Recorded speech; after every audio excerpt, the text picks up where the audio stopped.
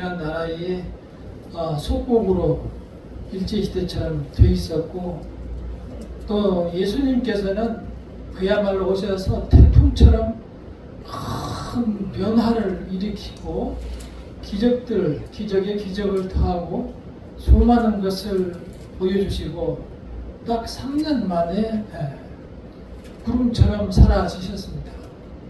3년이라는 시간이 너무 짧았어요. 마치 우리에게 코로나 시기처럼 짧은 3년이었습니다. 그 3년이 지나고 예수께서 올라가 버리니까 수많은 기적을 본 사람들은 이제 이해할 수 없는 현실을 받게 된 거예요. 지금 본 것은 무엇이고 또 우리가 살아가야 되는 현실은 무엇인가? 옛날하고 똑같은 삶을 살면서 지난 날을 의심하게 되고 이제 다시 자기들은 현실로 돌아갈 수밖에 없는 상황이 되었습니다. 우리가 어떠한 큰 기억이나 작은 기억이나 시간이 지나면 쉽게 잊어지는 경향이 있습니다. 마치 코로나 시기에 아무데나 갈 수 없었던 것을 지금 깨끗이 잊어버리고 살아가는 것처럼 예수께서 오셔서 3년간의 수많은 기적들도 다 잊고 살아가는 그러한 시기가 이제 돼 있는데, 이러한 일들을 다 겪은 베드로가 오늘의 말씀을 우리에게 전합니다. 우리는 이 말씀을 오로지 말씀으로만 듣고 있습니다. 어찌 보면 마치 귀로만 듣고 있는 듯한 그러한 느낌이 듭니다. 우리가 믿는다고 하지만 이 믿음이 확실한 것인지 내 자신에게 확신할 수 없는 때가 너무 많이 있습니다. 오늘 베드로의 말씀을 다시 한번 보면서 은혜를 나누고자 합니다. 먼저 베드로는 이제는 산 소망을 가지라고 말합니다. 3절과 4절을 함께 읽어보겠습니다. 3절과 4절 시작. 우리 주 예수 그리스도의 아버지 하나님을 찬송하리로다. 이에 많으신 긍휼대로 예수 그리스도를 죽은 자 가운데서 부활하게 하심으로 말미암아 우리를 거듭나게 하사 산 소망이 있게 하시며 썩지 않고 더럽지 않고 쇠하지 아니하는 유업을 있게 하시라니 곧 너희를 위하여 하늘에 간직하신 것이라. 그리하여 우리에게 산 소망을 가지라라고 말합니다. 이렇게 산 소망에 대해서 말을 하였으나 남아있는 사람들에게는, 지금까지 인생을 살아온 사람들에게는 이 말 또한 강하게 와닿지 않고 이해도 잘 되지 않았습니다. 우리는 수십 년 이러한 세월을 내 뼛속까지 느끼며 살아왔기 때문에 이제 말로만 한 것과 지나가 버린 일들은 모두 과거사로 돌아가고 마는 게 우리 인간의 삶입니다. 그만큼 현실은 우리에게 강하게 다가오고 우리의 마음을 온통 빼앗아 가기 쉽습니다. 우리는 더 크고 더 어려운 일을 당해야만 하나님을 바라보게 됩니다. 그렇지 않으면 우리의 삶이 있는 듯 없는 듯, 믿음을 가진 듯 마는 듯, 그러한 가물가물한 믿음으로 현실을 살아가게 됩니다. 평안할 때도 평안을 모르고, 평안하면 오히려 감사가 아니고 평안할 때마다 하나님을 잊으며 없이 살아가는 때가 너무너무 많이 있습니다. 제자들도 역시 그랬을 것입니다. 우리가 제자들이 너무 이 현실이 믿어지지 않으니까 답답했어요. 그 제자들이 계속 물어봅니다. 예수님은 지금 가신다고 하는데 어디로 가십니까? 어디로 가신다는 말입니까? 이 말씀이 지극히 현실적인 질문이에요. 우리에게도 천국이 있다는데 지금 어디에 있습니까? 이런 거예요. 맨 처음에 베드로가 물었습니다. 주여 어디로 가십니까? 그렇게 물어보니까 도마도 역시 물어봅니다. 주께서 어디로 가시는지 정말 저도 모르겠습니다. 빌립도 말씀합니다. 주여, 뭘 좀 보여주십시오. 그래야 믿겠습니다. 이렇게 말합니다. 이렇게 대답을 하니 예수께서 요한복음 14장에서 이렇게 대답을 합니다. 요한복음 14장 9절에서 함께 읽어보겠습니다. 시작. 예수께서 이르시되 빌립아, 내가 이렇게 오래 너희와 함께 있으되 내가 나를 알지 못하느냐? 나를 본 자는 아버지를 보았거늘 어찌하여 아버지를 보이라 하느냐? 그러니까 그 기적을 수없이 많이 본 제자들도, 빌립이라는 제자잖아요, 못 믿는 거예요. 믿어지지가 않는 거예요. 도대체 이게 무슨 일인지를 아직도 모르는 거예요. 그러면서 오히려 내 자신의 믿음을 이상하게 생각하는 거예요. 왜냐? 그때는 아직 예수께서 십자가를 지시도 않는 상황이었기 때문입니다. 그래서 이제 제자들 간에 서로 의심하고 믿지 못하는 그러한 상황이 지나고 예수께서는 그 말씀하신 대로 십자가를 지셨고 피를 흘리시면서 돌아가셨습니다. 그러나 자기가 말씀하신 대로 딱 3일 만에 다시 살아나셨습니다. 살아나셔서 40일을 우리 제자들과 또는 사람들과 다니면서 함께 살았습니다. 이러한 사실을 겪은 사람만 이제 이해가 되고, 그게 도대체 무슨 일인가는 지나간 사람들은 다 잊으면서 살아갑니다. 우리는 이 땅에 살아가면서 예수를 믿는다는 것이, 또는 내가 지금까지 믿어왔지만 이러한 믿음이라는 것이 얼마나 덧없는 것인가를 생각할 수 있어야 합니다. 우리의 삶은 우리의 몸에 우리의 삶이 깊이 박혀 있기 때문입니다. 우리는 한 번쯤 손 거울을 꺼내서 내 자신의 얼굴을 자세히 들여다보시기 바랍니다. 손 거울을 이렇게 놓으시고 없던 주름을 한번 만져보시고, 또 없다가 생긴 검버섯도 만져보시고, 눈 밑에 주름살도 보시고, 또 이렇게 없던 팔자주름도 입가에 있는 거 보시고, 그래서 이렇게 팔자주름은 이렇게 해가지고 이렇게 바람을 불어서 이렇게 막 마사지를 하게 되면은 다시 조금 복구가 돼요. 계속 하면 더 좋아져요. 그러나 그것은 그때뿐입니다. 그래서 이제 이것을 참지 못하고 우리가 다시 병원에 가서 믿을 만한 의사에게 한번 물어보십시오. 이 주름살과 이 검버섯과 이 나이를 어떻게 했으면 좋겠습니까? 돈을 내라고 합니다. 한 1,000,000원이면 되겠습니다. 아니면은 그걸 못 내겠다고 하면은 아마 웃고 말 것입니다. 우리가 이 세상에 살아가면서 이 세상이 너무 좋기 때문에 세상에서 내 마음을 도저히 뗄 수가 없고, 예수께서 오셨다고 하는 사실을 믿는다고 하지만 우리의 믿음은 더듬기 짝이 없습니다. 예수를 따라다니던 그 12제자들도 하나같이 모두가 예수를 바래도 나만은 버리지 않겠다. 가장 앞서서 말한 사람이 오늘 이 베드로입니다. 베드로는 다 버릴지라도 나는 버리지 않겠습니다. 이렇게 앞서서 얘기한 사람이에요. 그러나 몇 시간 후에 병사들이 칼을 번쩍이면서 군합발 소리가 몰려왔을 때 전부 다 도망갔어요.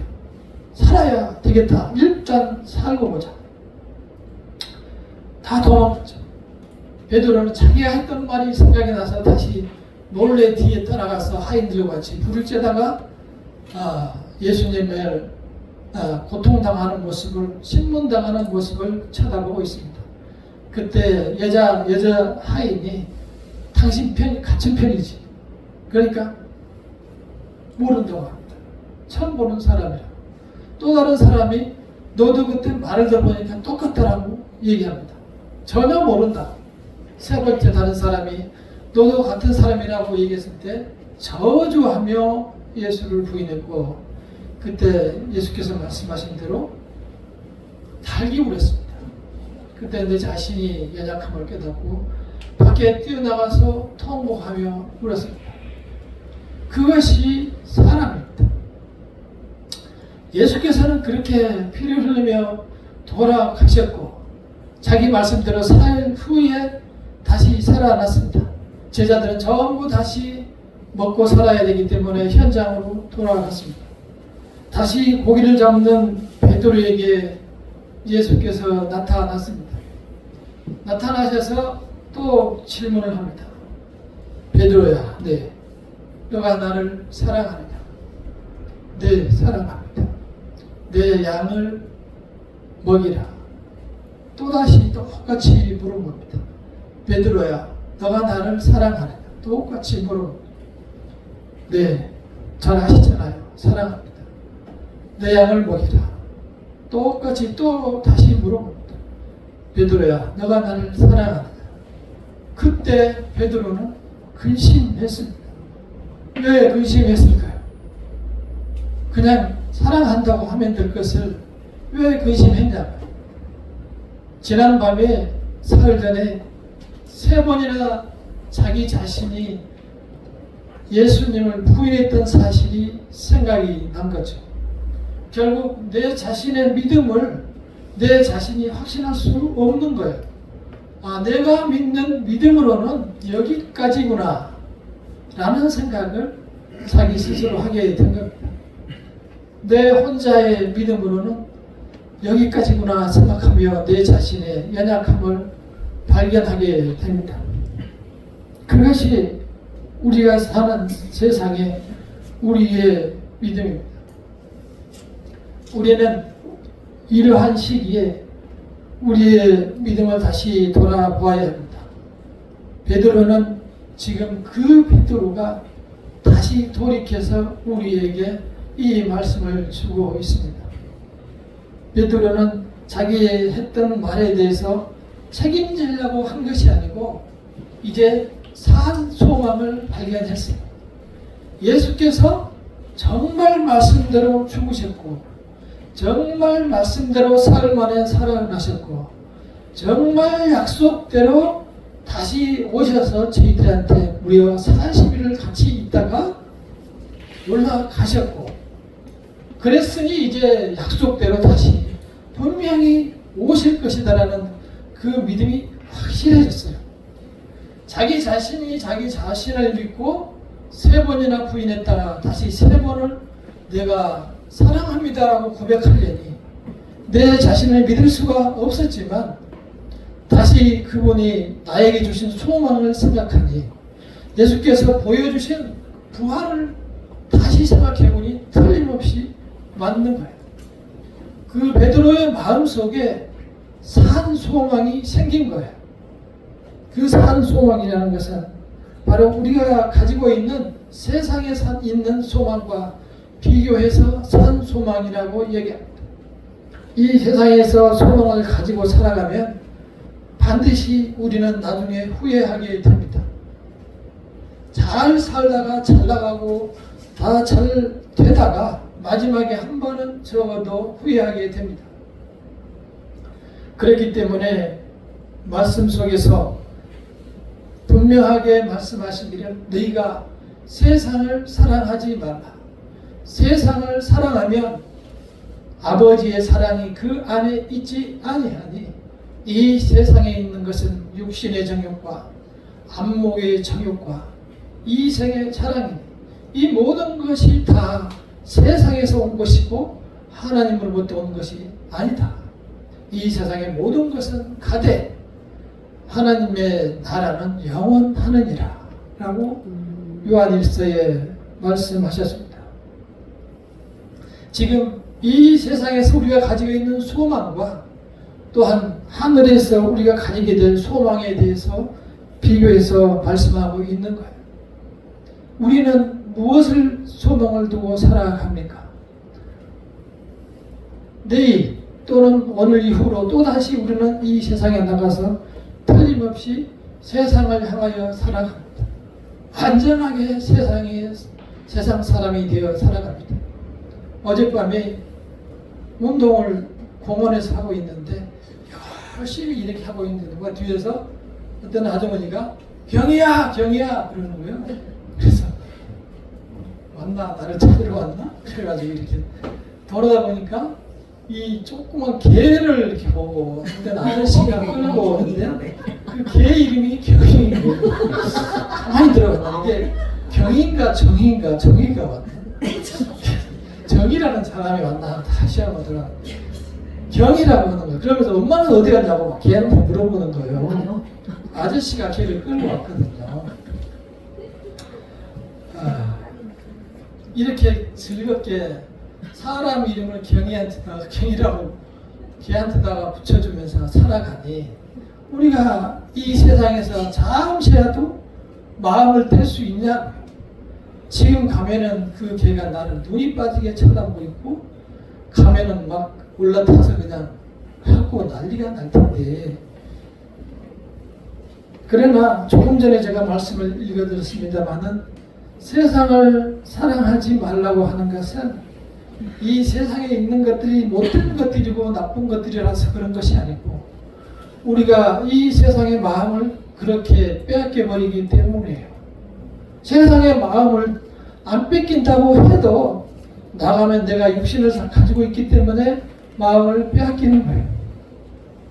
그래서 우리는 성도로서 이 세상을 살아가며 내가 육신적으로는 정말 바울처럼 또는 이 베드로처럼 내 자신이 강하다고 해도 정말 약한 사람이구나 하고 생각하며 우리의 마음과 기대와 희망과 소망을 하늘에 두어야 합니다.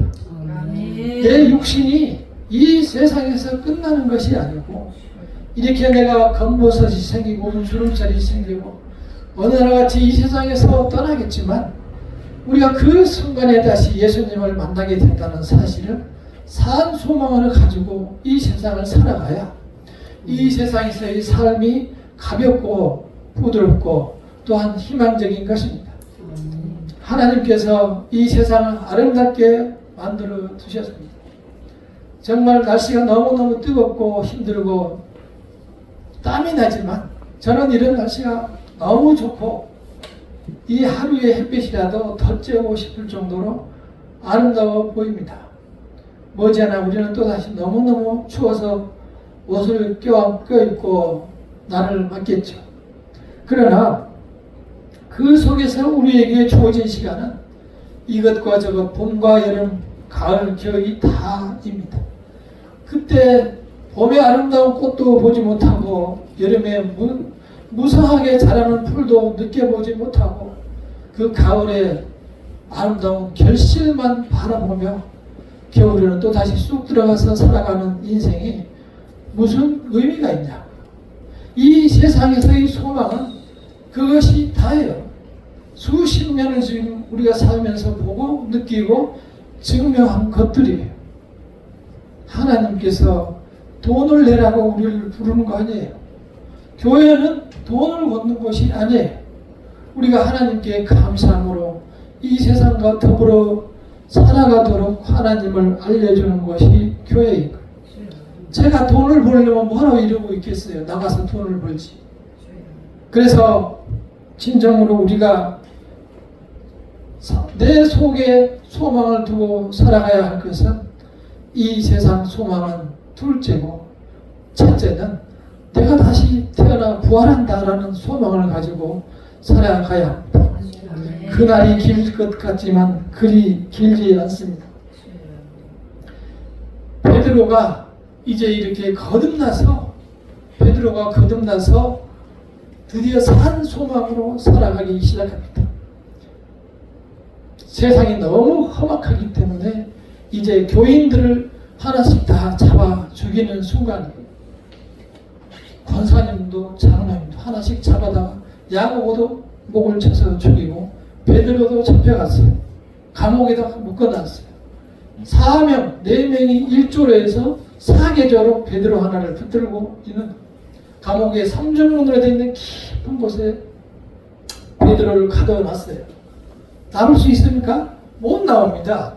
그 옆에 있는 그 간수하고 같이 쇠사슬을 묶어놓기 때문에 절대 못 나와요. 밤 12시가 되었어요. 밤 12시가 됐는데 환한 빛이 들어오면서 천사가 나타났어요. 그 베드로의 옆구리를 툭툭 치는 거예요. 딱 눈을 떠가지고 보니까 천사가 일어나라 그러는 거예요. 이런 그 순간에 손목에 끼고 있던 이 쇠사슬이 다 풀렸어요. 빨리 신발 신어. 다 같이 그런 거예요. 그러니까 꿈이냐 생시냐 하면서 신발 신고 허리띠도 껴야지. 네, 그러니까 또 외투도 입어야지. 핸드폰도 챙기고 나가자. 그랬죠. 데리고 다시 첫째 문, 둘째 문, 셋째 문을 나갈 때까지 너무 빨리 진행됐기 때문에 이게 꿈인가 생신가 그랬어요. 그 베드로, 아까 그 베드로 나가서 보니까 시내인 거예요. 자기가 시내에 나와 있는 거야. 그때 진짜구나 라고 생각해서 요한의 어머니 마리아의 집에 가니까 다 모여서 철야 기도를 하고 있어요. 거기 가서 자기가 있었던 일을 다 이제 알리고 떠났습니다. 이 짧은 이야기가 하나의 이야기지만 사실은 그때 당시에 베드로를 보면은 마치 천사 같지 않아요? 우리 같은 육신을 짓고 그래서 감옥에 처해서 이렇게 수갑이 채워서 들어가서 4명씩 16명이 붙들고 지키고 있는데 거기를 어떻게 삼중문을 뚫고 나온단 말입니까? 그걸 여러분들이 믿습니까? 못 믿을 거예요. 어떻게 믿냐고요, 우리가. 못 믿죠. 그러나 성경에 그 사실이 쓰여 있어요. 그 베드로는 이제 예수처럼 죽었다가 다시 살아난 사람이 아니에요. 단지 하늘나라에 대한 산 소망으로 다시 태어나서 살아가는 사람이에요. 그렇게 하늘나라에 대한 새로운 소망으로 살아가게 되면 자신에게 놀라운 신과 같은 역사가 일어나는 거예요. 그것이 성도의 삶이에요. 새로운 소망, 산 소망을 가지고 살아가는 성도의 삶이에요. 우리는 이 베드로를 보며 그 베드로의 믿음이 버려지지 않았던 것처럼 1절에서 그렇게 나옵니다. 예수 그리스도의 사도 베드로는 본도, 갈라디아, 갑바도기아, 아시아와 비두냐에 흩어진 나그네에게 편지. 많은 성도들이 너무 놀라가지고 다 잡아 죽이니까 다 도망갔어. 이리저리 다 도망가지고 있는 거예요. 숨어서 이제 그 정도 되면은 얼마 되지도 않는데 기독교가 없어져야 합당한데 그때 그 사람들이 나가서 마치 민들레의 홀씨처럼 민들레 꽃이 가을이 되면은 바람을 확 터지면서 주변에 다시 씨를 뿌리고 새 생명이 태어납니다. 민들레 홀씨처럼 이 사람들이 다 흩어져서 다시 이 생명의 산 복음을, 산 소망을 주변에 다 전했어요. 그렇게 해서 무려 313년이 지난 후에 그 기독교가 지금의 기독교처럼 인정을 받는 종교가 됐어요. 그 전까지 지금 신천지처럼 이단으로 생각을 했어요. 그 다음에 380년이 되었을 때 그 기독교가 대로마 제국 전체의 국교가 되었어요. 국교는 뭐예요? 그 나라 전체가 예수를 믿는 기독교가 된 거죠. 그게 우리 세계의 역사예요. 그 로마는 지금 미국보다도 훨씬 컸어요.